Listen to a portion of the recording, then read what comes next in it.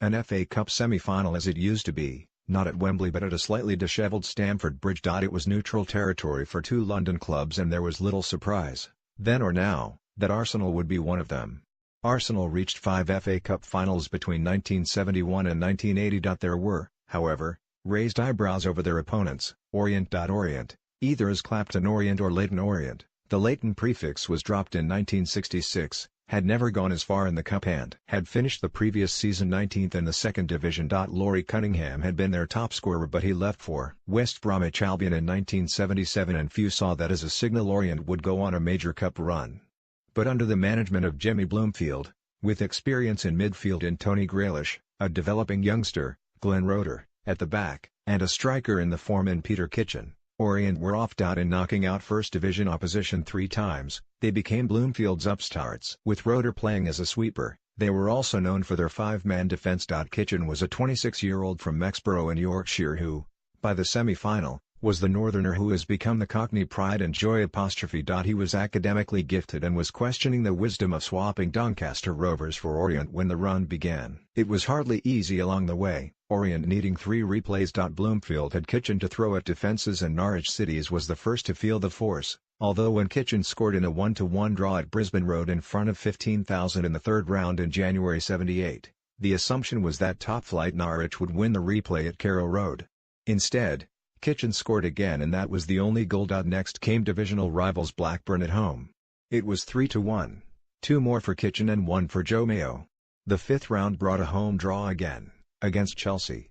With Peter Bonetti, Mickey Droy and Ray Wilkins in the team and 25,000 at Brisbane Road, it finished 0-0. The game was held up due to trouble on the terraces and the 2 boards rode over who was responsible. In the replay, Orient's first trip to Stamford Bridge that season, an own goal by Bill Roffey gave Chelsea the lead. Kitchen then scored 2, his 23rd and 24th goals of the season, and as Orient celebrated with Kitchen photographed smoking a giant cigar in the bath, Chelsea held an inquest as to why Kenny Swain was dropped for turning up late. The 6th round draw brought more first division opposition, Middlesbrough away. Borough were 8th in the league at Christmas, then sold Graham Souness to Liverpool and were 15th when Orient arrived at Ayresome Park. The 34,000 locals still expected a home win.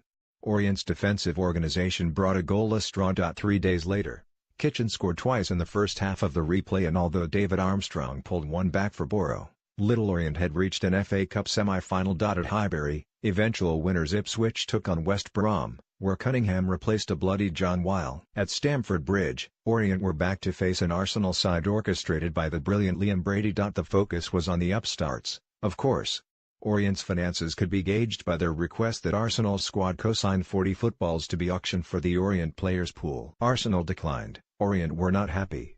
Kit manufacturers Admiral stepped in with a donation. It was on the basis that Orient wore Admiral gear, part of a Buy British campaign in a time of Adidas dominance. Arsenal manager Terry Neal had been one of 7,000 at Brisbane Road to see Orient's goalless draw with Blackburn in the league 4 days before. The Gunners did not want to go the same way as Norwich, Chelsea and Borough. In front of a 50,000 crowd, Stamford Bridge's capacity then was 60,000. 2 early goals from Malcolm MacDonald ensured they did not. Graham Rix added an individual third in the second half. Not even Kitchen could reply. One report referred to Arsenal's stylish, aggressive total superiority which, in the end, made the match the most one-sided semi-final for years. On this occasion, Orient's tactics could not cope with Brady and, perhaps harshly, Kitchen said afterwards, playing 5 men in defence. It didn't work.